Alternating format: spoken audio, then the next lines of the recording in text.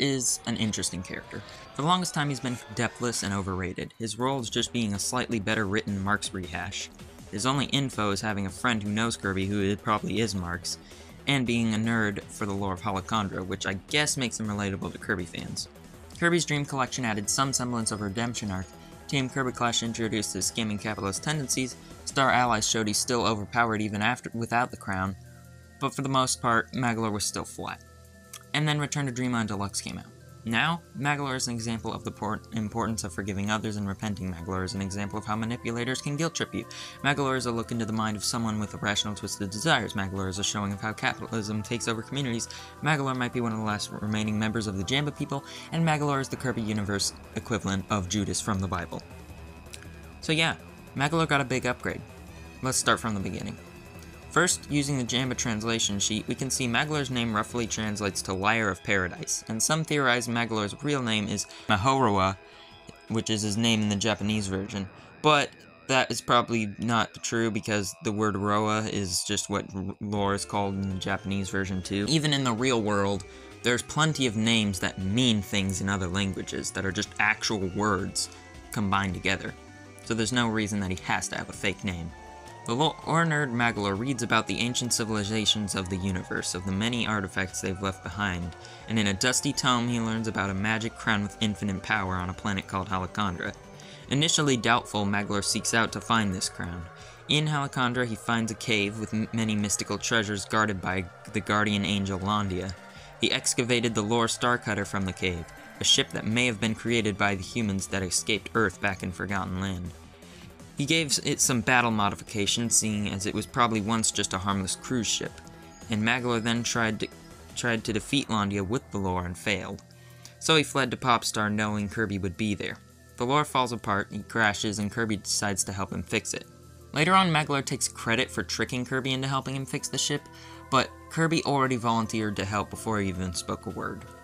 In the original game, if you bother Magolor for a very long time, he'll eventually say he needs a haircut. This is not in Deluxe, so is this no longer canon? I suppose it would make sense since Magolor was confirmed to be a cat by a Twitter post. So Magolor would probably not have a head of human hair if he had fur all over. Magolor actually helps by giving Kirby some mysterious super potion, which I wish had some lore to decipher, but other than a possible connection to an alternate universe in a Kirby toy set, and maybe manga, I keep forgetting to read it, there's nothing to glean from it. And he helps Kirby out of pits. Magolor actually comes to help Kirby at the most dangerous parts. Even though both of them can fly forever, so theoretically it shouldn't be a problem for either of them, he also appears before boss fights to drop something helpful, yet again putting himself in harm's way. Also, Magolor can use portals. Remember that for later. In random dialogue, he slips up calling Popstar's inhabitants easy targets. In Halakandra, Magolor pretty much tells us all the knowledge of the ancients that we know. But most importantly, he's aware that the lore Starcutter has a mind of its own, and hopes to hear it talk someday. I don't think having a mind equals talking, but whatever. If you get all energy spheres in extra mode, Magolor reveals his biggest dream: to hear the screams of every living being in the universe. He then clarifies that he wants to hear the screams of joy of everyone having fun at his amusement park, confirming the canonicity of Dream Collection's challenge stages DDD Drum Dash and Merry Magoland. Speaking of Magoland, there's some obviously dubiously canon stuff going on with it, but I'll have to get to some of that later. But for now, I can say this message about it taking place in a different place in time does not necessarily mean it's not canon or in an alternate universe. You could take this to mean it's been so long since Magolor's betrayal that it feels like a whole new world with how much things have changed with him. Or, the more likely explanation is Magoland itself is canon, but the version we specifically play is not, because why would the bosses that Kirby beat up specifically for Magolor chill at his amusement park? Plus, Landia has the Master Crown when it broke, and Metal General is there despite being stationed at Egg Engines for all eternity. But there's no reason everything else in Magoland can't be canon. Also, for some reason you can see Magoland from Nutty Noon's first level, even though that makes no sense in any alternate universe, because Magolor would not have built the thing yet at this early in the timeline. My only explanation to this is perhaps Nutty Noon is a gateway to alternate universes. We do see some of another dimension poking out at the top, and we're just seeing another timeline where Magoland was built earlier, or we're just seeing into the future or something. but the most likely explanation is that the devs just wanted to remind people that Magoland exists. Finally, we have the biggest lore drop of all Magolor. Magolor isn't actually from Halakandra. It makes sense as Magolor's aesthetic doesn't match Halakandra at all, rather it looks remarkably similar to Highness's attire, with the ears of his outfit even looking like Highness's real ears. Of course, we don't actually know where Highness's tribe lived, but I digress. Finally, the long-awaited reveal. Magolor reveals everything I already said, attempts to take over the universe, says something unusual. For helping so much, your planet gets to go first. First to do what? Going back, we can actually answer that. See later that Magolor's little screen comment wasn't just weird phrasing. This really is his dream. And this gives us insight into what Magolor's goals were with the Master Crown. But first, let's examine two more details. In the background of Magolor's fight, we see a small portal with Popstar in it slowly get bigger over the course of the battle. When Magolor is defeated, not only does the ground shatter into pieces, but the entire area erases itself from existence, which would imply that Magolor created that entire area. This paints a picture for Magolor's goals. Magolor wants to create his own worlds and bring suffering to the inhabitants of the current universe for his own enjoyment. Even after being defeated, he does still do his best to achieve both of these things through Magoland, and we might even be able to guess what happened in his past to lead up to this. But we're getting ahead of ourselves again. Let's examine Traitor Magolor's designs. Phase 1 has this weird fire body that's reminiscent of Necrodius' body from the first cutscene, but I don't think they're related, just something I've noticed for a while.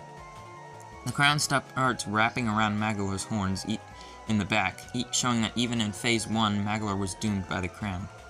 The crown also gains a creepy smile when Magolor puts it on. The pause screen reveals the crown absorbs the evil and hatred of its hosts, more proof that Magolor is sadistic, because it only gets this smile after he puts it on, and it also loses it in Phase 2 when the crown takes over. Something you may not have noticed is when you get him down half of health, his eyes change angry, very cat-looking eyes. Phase 2. Something people may not realize is in regular mode Phase 2 has the eye in his mouth too, but only briefly during the Ultra Sword attack. Since Magolor also wears a belt around his mouth, some have assumed the eye in his mouth is actually something Magolor always had, but the Magolor garb says the reason he wears that belt is probably to make it harder for people to tell when he's lying. And the secret phase in the True Arena has made it painfully obvious that the eye belongs to the crown itself. The crown is now wrapped entirely around Magolor's horns like vines. In the True Arena's form's exclusive third phase, Magolor's real eyes disappear, showing that all Magolor could do is watch the chaos he created in the time that the crown was in control. Magolor also throws out one last piece of help, a single apple, hinting the crown had some connection to the fruit fragments before Magolor Epilogue, or it's some kind of ironic twist of fate for Magolor. All Magolor can do now is cry for help, but in his pause description, he tells a different story. Some people have claimed that one of these two voices is the crown mimicking Magolor due to how different they seem. But to me, this is just how much of a little scamp Magolor is. Even when he's writhing in pain and will likely die, all he can think about is how much Kirby annoys him, and how much he wants to toy with him again. In the Japanese version, he uses tease, and that one word change can make Magolor go from a mischief maker to a complete manipulator. And honestly, I think the American version is more accurate. A lot of people are under the thought process that things changed in translation are errors, but this is an improvement. We've already talked in great detail about how Magolor is a complete sadist. One of the most notable attacks from Magolor's soul is the Ultra Sword's become Meta Knight's sword Galaxia. While Magolor does create things from reference, it's highly likely considering the design and power that the Master Crown was created by the same ancients that created Galaxia, which is a character made of living fire named Photron from Kirby Right Back At Ya. It is said in an old Miiverse post that Magolor's death animation returning to normal was originally going to be an alternate animation for getting all the energy spheres, so some have theorized that the death animation in the True Arena is actually the original intended death, which makes sense considering how less conclusive it is. We see in the opening cutscene to Magolor Epilogue that EX mode Magolor Soul is actually the canon one, proving yet again that Soul bosses have always been canon. The power of the crown was enough to have Magolor come out completely unscratched. He actually only starts becoming tethered after going through another dimension, which could be due to the dimension itself since Kirby was also affected by it, or it could be the shards of the crown absorbing the last of Magolor's power. In Magolor Epilogue on the hub world, you can get a pause screen that questions if Magolor is seeking revenge or repentance. One of the first songs we hear is titled "Onward to a Pain My Heart Knows Too Well." This would imply that Magolor's been in a situation like this before. Either he's been to the depths of another dimension before, or this isn't his first time betraying someone and getting clapped in return. Or perhaps he's simply been at rock bottom before. Either way, with this text, I think we can decipher Magolor's backstory. Magolor has been wronged by someone and then wronged them back. He's in immense pain, he's angry at the entire world and wants to see everyone suffer. He wants to take control of the universe because he wasn't in control of his own life. But eventually he lost sight of himself, and now the only thing he cares about is inflicting pain on them. Epilogue has a lot of dialogue. Most of it is witty banter and puns, so we'd be here all day if I covered everything, so I'll just cover the most significant ones. First, Magolor immediately reconfirms he's a terrible person. He also confirms that his abilities after Epilogue are stronger than they were before. His black hole is so powerful, he wonders if it'll suck up entire dimensions. He immediately considers becoming a villain again, and Magolor mentions an island in the sky, which is most likely referring to Floralia. We see the first time Magolor might actually start regretting his actions is when he realizes he has no friends anymore. Finally, Magolor assembles the fruit fragments, and it's obvious there's some parallel to the apple of the Tree of Knowledge and Good and Evil from the Bible, but it's not entirely clear if this has thematic relevance to Magolor, specifically. When the Crown Doomer forms, the pause screen says it's actually mad at Magolor specifically for making others do his work for him, so even the Doomers have better morals than Magolor. After defeating the Master Crown, Magolor finally makes it home in a portal. Not. Magolor actually was teleported across the multiverse to an alternate dimension known as the Dream Kingdom, and this is where the Kirby Clash games take place. Somehow the apple turned into a seed and made its way in the portal with Magolor as well. He then plants the seed, creating the gem apple tree we see in the game, and then sets up a shop. The shopkeeper outfit he wears says it makes the wearer a nicer person, but the universe created this outfit when he landed, so another dimension itself is trying to get Magolor to stop being horrible. Magolor uses the tree's apples as currency, and everyone in this world uses it. So Magolor single-handedly brought capitalism to this universe. If you examine the regular Magolor outfit, it wonders if Magolor's still out there, which makes sense since Shopkeeper Magolor isn't this universe's Magolor. If you buy absolutely everything from Magolor in either Clash game, he will change back to his original design and make a fake-out villain monologue. This marks Magolor's redemption. He sold useful items for the good of the universe, so granted him back his original form and powers, and if you remember back to earlier, Magolor had the ability to make portals before, so he warps himself back to his dimension, and, as also we read earlier, his power was enhanced so much that he has the ability to warp to other worlds. Though I must mention that since most of these items claim to be the real deal, that means Magolor committed like 180 counts of grand larceny to do this, so how much of a redemption is it really? Another possibility is Magolor stole the lore Starcutter from the Clash dimension and opened a portal back to the main one, which would explain why Magolor can summon the lore while also drifting about in the Star Allies, but that's most likely a small oversight. I'm going to take a wild one and say the next in the Magolor timeline is actually Kirby's Star Allies, because multiple characters who were still evil and presumed dead band together to stop Highness. We know that Guest Star is canon, but only when playing as Wave 3 because Highness sinks into the portal that he arises in Heroes in Another Dimension. So Magolor is one of the potential characters to defeat Morpho Knight, and honestly, he's probably the only character of the three that could logically beat Morpho Knight. So Magolor makes his way back to Star Allies, teams up with Kirby to stop Highness because everyone was doing it, then after that possibly goes to beat up Morpho Knight, then joins the Heroes in Another Dimension, and realistically this would explain why Kirby forgave him. Kirby didn't have a formal reunion with any of these characters. The stakes were just so high that when they joined the ride, Kirby just went with it.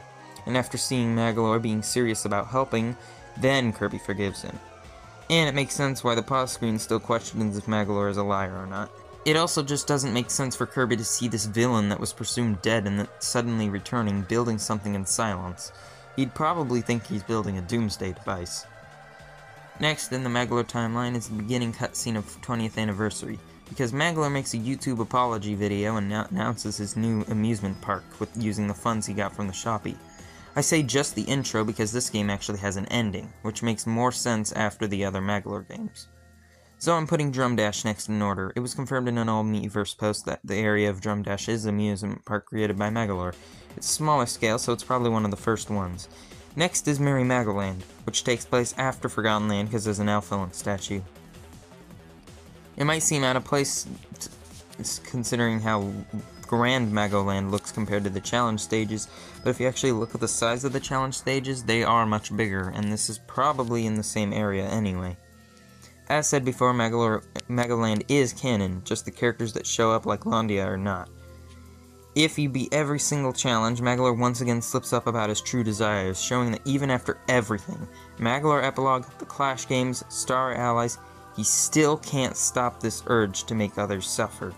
Magoland as a whole is an alternative, less evil way for Magolor to still accomplish all his twisted goals. He even acknowledges this. He makes, as the game calls it, an entire world all about him, where everyone is under his rule, whether they realize it or not.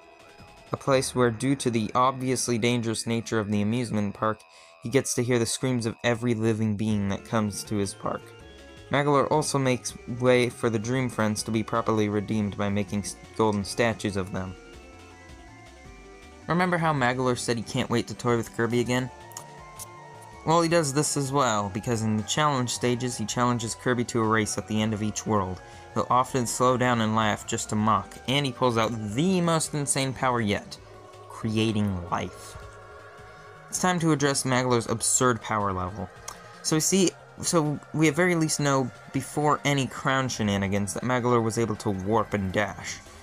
But we only see Magolor create life in Phase 2, after the crown takes over. But in Phase 1, he had to summon enemies through portals, and since the crown is most likely an incarnation of Void, and Void creates life, there's a high chance Magolor merely gained the power to create life after inheriting it from the Void. We do see in some of his dialogue that at least some of his powers were enhanced by the magic orbs. Many people say that Kirby is the biggest threat to Dreamland, but it's definitely Magolor. Kirby may have infinite power, but he only seems to unleash it in times of need, and while he may not be the most intelligent, he always has good intentions. Magolor, on the other hand, is this unpredictable freak who just goes around making black holes that he claims might suck up entire dimensions willy-nilly. Regardless, in the end, Magolor's defeated, gives up, and then leaves for some undiscerned reason. There are 3 parts of the Magolor timeline that I didn't mention yet, and it's because they are a lot more dubious. But Magolor has a portrait in the second haunted house level in Kirby Triple Deluxe. We know that Magolor isn't from Helicandra, which opens the door to a wideness of headcanons. Personally, I don't think he came from Floralia, but that he just traveled there and was an architect that worked on Royal Road, hence the similar design, and him getting framed on the wall. And since he loves to build things. We know he at very least knows Floralia, considering the reference from earlier. Also gonna keep pushing my genetic modification theory and say Magolor was born on Earth, and this black cat in Shiverstar is his predecessor. Also, this line from Magoland implies that Magolor traveled through time and space to stalk Kirby and saw all the minigames, and all the minigames are canon, and I'm just not even going to try to rationalize this. Finally, it was said by HAL themselves that the reason Magolor uses the color yellow is because the color yellow is the color of betrayal in Christianity, and is most commonly associated with Judas, the man who betrayed Jesus. And since Magolor betrays Kirby, and Kirby is an incarnation of Void, just like how Jesus is an incarnation of God, that means that Kirby is canonically the Kirby universe equivalent of Jesus Christ. To summarize, Magolor is a very interesting character. A character so twisted and corrupted that he went through 4 entire redemption arcs, but still couldn't overcome his evil desires. And that's just how some people are. It's engraved into them. And no matter how many journeys you go on, that's a part of you. And honestly, for Magolor, that's fine. Unless you believe that the crown was mind-controlling Magolor to seek it out the entire time, Magolor doesn't really deserve forgiveness. And we love Magolor for being the little gremlin that he is. Now, after all these games, and all this knowledge, Magolor finally deserves the popularity that he has within the fan base. So yeah, that's everything I can think about Magolor, except the novels, which I have yet to finish any of, and the only thing I know is that Magolor tries to blow up a school, and that he's gay for Chile, of all people. That's it. That's my extent of the knowledge, and I'm not giving any context.